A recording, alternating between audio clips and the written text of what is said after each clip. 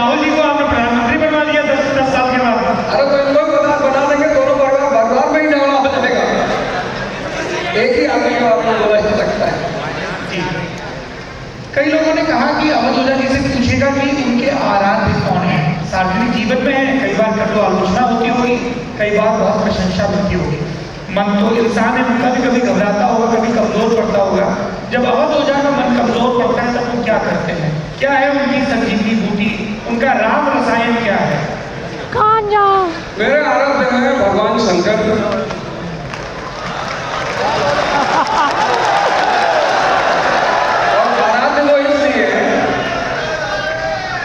क्योंकि वो जहर पीना जानते हैं।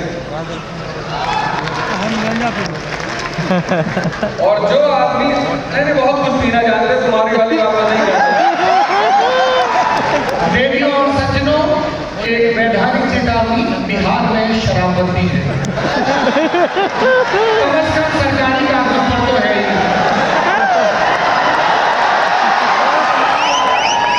हम सबके साथ होता है, सबके साथ कहीं ना कहीं हमारा मन घबराता है या महसूस होता है, तो उसमें 4 चीजें मुझे काम आती हैं, जो मैं बार बार जब भी कहीं जाता हूँ तो मैं बोलता हूँ। एक साहिब बंदिशों से वन में घूम घूम बाधा विघ्नों को। आज के युवाओं ने इन सारी चीजों को छोड़ दिया है, इसलिए भी कहता हूँ इंस्टाग्राम पर। दूसरा संगीत, मन करे तो प्राण दे, मन करे तो प्राण ले, वही तो एक शक्तिमान।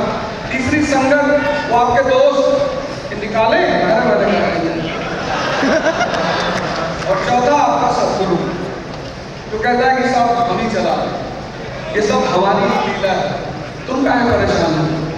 ये महाभारत के मैदान में सारा मैच फिक्स है, कोई भी एक बॉल ज्यादा फेंकेगा तो हम संभाल लेंगे। तो ये सारी चीजें इन 4 चीजों से बैलेंस होती है, साहित्य से, संगीत से, संगत से और सदगुरु से। चलिए इन्हीं 4 पर बात कर लेते हैं। साहित्य में अक्सर हम लोग को इनबॉक्स में ये सवाल पूछा भी बहुत जाता है, क्या पढ़ें सिलेबस से इतर? कौन से ऐसे 4-5 साहित्यकार हैं जिनको आप स्ट्रॉन्गली रेकमेंड करेंगे? पहले तो प्रेमचंद जी का नाम सभी लोग जानते हैं, उनसे कोई कहने वाली बात नहीं है, सारे लोग उनका नाम जानते हैं। लेकिन मैथिलीशरण गुप्त जी हैं, गणेश्वरनाथ रेणु जी हैं, मैना आनंद तो उनकी एक अविस्मरणीय, यशवंत जी हैं, उनकी एक नॉवल है दिव्या, यशपाल जी हैं। तो ऐसे बहुत सारे लोग हैं। और साहित्य एक ऐसी चीज है, मैंने तो एक वीडियो में बहुत सारी किताबों का नाम तो भाई आपसे सुना, एक रील वायरल थी। उस रील में यह था कि भाई सौरभ जी कौन कौन सी किताबें पढ़ते हैं। ऐसी एक रील थी जिसमें आपने कहीं से पॉडकास्ट किया, तो ये खासकर प्रेमचंद जी, उन्होंने खासकर जब मैं गोदान पढ़ता हूँ तो मैं सोचता हूँ कि शहर का जीवन और ग्रामीण जीवन, यानी मोरी और मेहता, उनको पढ़ने के बाद ये नहीं लगता कुछ समय बाद कि आप किताब पढ़ रहे हो। ऐसा लगता है कि आप उस परिवेश में जी रहे हैं, आप उस चीज को लाइव देख रहे हैं। तो प्रेमचंद, रेणु, यशपाल, कम से कम इन लोगों को, दिनकर साहब की कविताएं तो कहना ही क्या, तो इन सारी किताबों को लोगों को रेफर करना चाहिए। संगीत में कौन से गाने बार बार सुनते हैं? संगीत में एक गाना तो मैं रिपीटेडली सुनता हूँ, तो मैं गोरख धंधा, नुसरत साहब ने गाया है। और उतना अच्छा दर्शन जिसमें भगवान का वर्णन हो भी नहीं और हर जगह, मतलब आपको जो एक धारणा है कि अगर आप सिर्फ सिलेबस की किताब पढ़ोगे तो ही आपका सिलेक्शन होगा, ऐसा नहीं है। ये बहुत बड़ा मिथ्या है। मैं बार बार लोगों से बोलता हूँ, खासकर जो लोग तैयारी करते हैं, संघर्ष में, और जीवन संघर्ष है। 17 के बाद संघर्ष सबके जीवन में शुरू हो जाता है। किसी का 17 में शुरू होता है, किसी का 27 में होता है, पर होता है। इसीलिए जैसे ही व्यक्ति 17 पार करता है, उसको अपने बचपन की याद बहुत आती है, और जैसे जैसे उसकी उम्र बढ़ती जाती है, वैसे वैसे स्कूल डेज सबसे ज्यादा याद आता है, क्योंकि स्कूल डेज में संघर्ष नहीं है। तो अब मैं सबको बोलता हूँ ये बात कि भाई ऐसा है कि जो लोग भी 17 पार करते हैं और तैयारी और युद्ध के फील्ड में उतरते हैं, उन्हें जीवनियां पढ़नी चाहिए। और अगर आप जीवनी पढ़ते हो किसी की भी, एक चीज आपको कॉमन मिलेगी, संघर्ष। जैसे इन्होंने एक लाइन गलत लिखी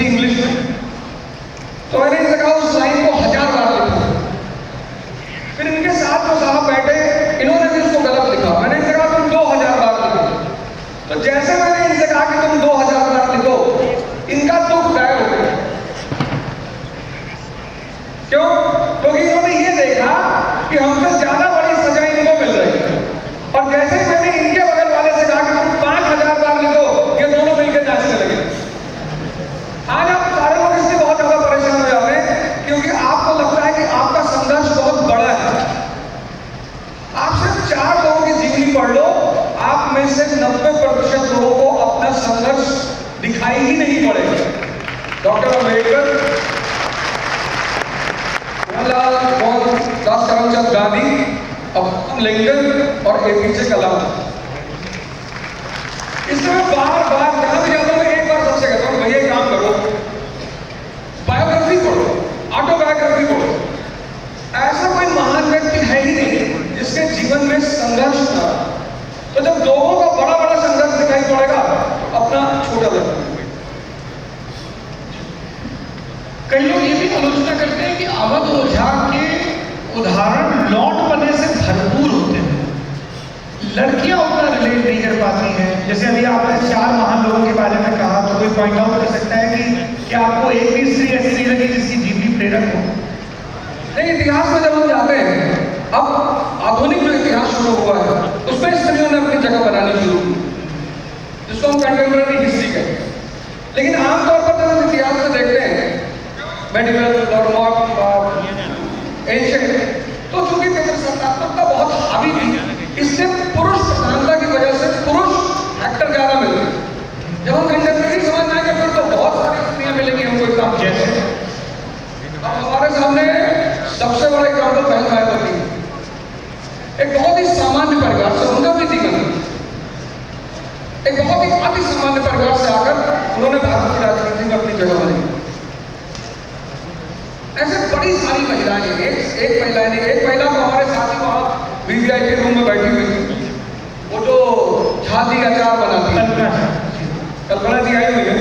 और सौभाग्य से मेरी आदमी से मुलाकात हुई, मैंने कहा बहन जी आप अपना अचार इंटरनेशनल स्तर पर भेजो, एक्सपोर्ट करो। तो अब जो दौर आ रहा है, आज से 5 साल बाद जब हम यहाँ बैठकर इसको करेंगे तो सिर्फ महिलाओं के ही एग्जाम्पल लिए जाएंगे। एक सवाल ऑडियंस ने ये पूछा कि कॉन्फिडेंस, हार्डवर्क और टैलेंट, और चौथा किस्मत क्या महत्वपूर्ण है, किस क्रम में रखा जाए? इन चारों का कोई मोल नहीं है। अगर भाई जंगल में हिरन जब टहलता है तो डरा हुआ होता है, भयभीत होता है, अलर्ट होता है, लेकिन शेर जंगल में न तो डरा हुआ होता है न भयभीत होता है। ये जो चारों शब्द आपने लिए, ये चारों आउटकम है किसका? शक्ति का। जिसके पास भी मन की शक्ति और शरीर की शक्ति है, उसके पास उत्साह, उमंग, साहस ये खुद ब खुद होगा। मैगी खाके और गुटखा खाके उत्साह नहीं पैदा होगा। बुद्ध ने एक बहुत प्यारा सिद्धांत दिया, कार्य कारण का सिद्धांत। मैं भी एक जगह बैठा हुआ था, तो एक साहब ने मुझसे पूछा कि लोगों की इच्छाएं क्यों नहीं पूरी होती, लेकिन ऐसा क्या होता है कि डिजायर पूरी नहीं होती? तो मैंने कहा उसका एक सीधा सा रीजन ये है कि बुद्ध ने एक सिद्धांत दिया, कार्य कारण का सिद्धांत, द थ्योरी ऑफ कॉसेशन। इस दुनिया में सब कुछ किसी न किसी चीज का परिणाम है। ऐसा अगर किसी को धन चाहिए तो वो धन पे अगर काम करेगा, सिर्फ धन पे सोचेगा, तो धन उसके पास कभी नहीं है, उसको शक्ति पे काम करना पड़ेगा। शक्ति का आउटकम है धन। आज की डेट में जैसे जो लोग तैयारी कर रहे हैं, तो तैयारी सफलता किस चीज का आउटकम है? आंतरिक शांति का। अगर आंतरिक नहीं होगी तो सफलता कभी नहीं होगी। तो अगर किसी को उत्साह चाहिए, उमंग चाहिए, तो उसको सबसे पहला काम यही करना पड़ेगा, उसको अपने ऊपर काम करना पड़ेगा, योग और ध्यान करना पड़ेगा, मानसिक और शारीरिक शक्ति का विकास करना पड़ेगा। और जैसे ही शक्ति का विकास होगा, उत्साह और उमंग स्वतः पैदा होगा। आप हिस्ट्री के अध्यापक हैं, इतिहास में आपको कौन सा दौर सबसे ज्यादा रोमांचक लगता है? मुगल काल सबसे ज्यादा रोमांचक। 1526 हमसे लोग बोलते हैं कि भैया मुगल काल में मुगलों ने भारत को लूट लिया। मैंने कहा अच्छा, तो जब मुगलों ने भारत को लूट लिया तो ये अंग्रेज कहां से भारत में धन लेके जा रहे हैं? क्योंकि अंग्रेज जब यहां से गए उसके बाद कोई लूटने आया ही नहीं, बचा ही नहीं था। 1526 से लेकर 1760 तक मुगल शासन, और मुगल शासन के बाद 1757 से ब्रिटिश हुकूमत की शुरुआत। और सिर्फ रॉबर्ट क्लाइव एक नाम लेंगे, बस एक, ऐसे तो असंख्य लोग हैं, लेकिन सिर्फ एक नाम लेंगे। 1760 में जब रॉबर्ट क्लाइव वापस इंग्लैंड जाता है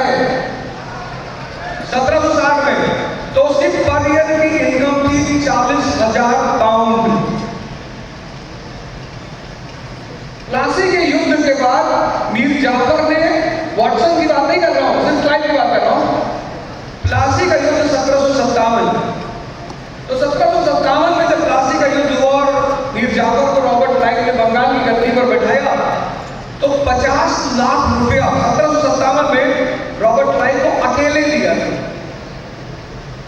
वो एक ऐसा काल है भारत का, मुगल काल, जब राजनीतिक स्थायित्व पैदा हुआ, मनसबदारी, जागीरदारी।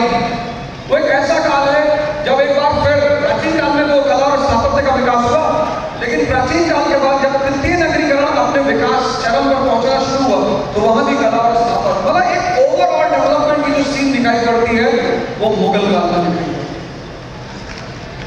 गुप्त काल या मौर्य काल का जिक्र क्यों नहीं होता है ना? साक्ष्य उपलब्ध है इस वजह से।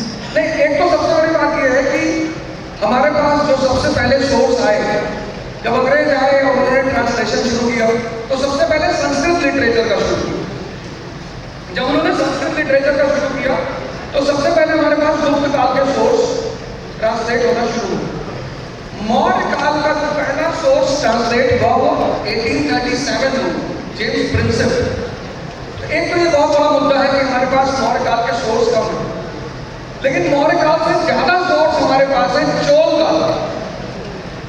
चोल जो गरिमा है वो बहुत बड़ी, इसलिए मैंने कहा ना कि मैं प्राचीन काल की बात नहीं कर रहा, मैं मध्यकाल की बात कर रहा हूं। तो मध्यकाल का और पूरे इतिहास में सबसे रोमांटिक, अगर सिर्फ एक किताब की अगर मैं उठाऊं, अकबरनामा, तो कम से कम एक महीना उसी पे चर्चा चलती है। इतनी सारी उपलब्धि और इतने सारे विकास का हुआ। अवधोजा जी, इस सत्र का आखिरी लेकिन मेरी अपनी सीमित समझ में सबसे जरूरी सवाल, हम मंच पर कह देते हैं कि बिहार के नौजवानों में बहुत ऊर्जा है, तालियां भी आती है, उत्साह भी बढ़ता है। हम पूरी दुनिया में जाकर कह देते हैं एक बिहारी सब पे भारी, सब बहुत खुश होते हैं। इन सब के बावजूद जितनी दफा हम बिहार की बात करते हैं, हमें विगत वैभव का गान करना पड़ता है। हमें कहना पड़ता है कि ये सम्राट अशोक की भूमि है, हमें कहना पड़ता है कि भगवान बुद्ध की भूमि है, लेकिन वर्तमान सारे आप सूचकांक देखिए, और बिहार अकेला नहीं, इसमें एक दर्जा बना दिया गया पॉलिसी मेकिंग में, बीमारू राज्य उत्तर प्रदेश बिहार की उसमें गिनती होती है, बहुत चर्चाएं होती हैं, हौसला बढ़ा दिया जाता है नौजवानों का कि सब कुछ होगा। आपकी नजर में बिहार आज जिस स्थिति में है उससे निकले पूरी ऊर्जा के साथ सिंह की तरह आगे बढ़े, इसके लिए क्या करना होगा? ये सारे नौजवान है, ये वो संदेश अपने घर लेकर आएंगे, करना तो इन्हें है। कितने लोग आईएएस की तैयारी करते हैं? कोई नहीं। पिछले 2 साल से। और यहाँ वनडे एग्जाम वाले ज्यादा हैं। अच्छा, नहीं है, 2 साल से आईएएस की तैयारी। जो लोग 2 साल से आईएएस की तैयारी कर रहे हैं, उसमें से 2 लोग मंच पर आ जाए बस।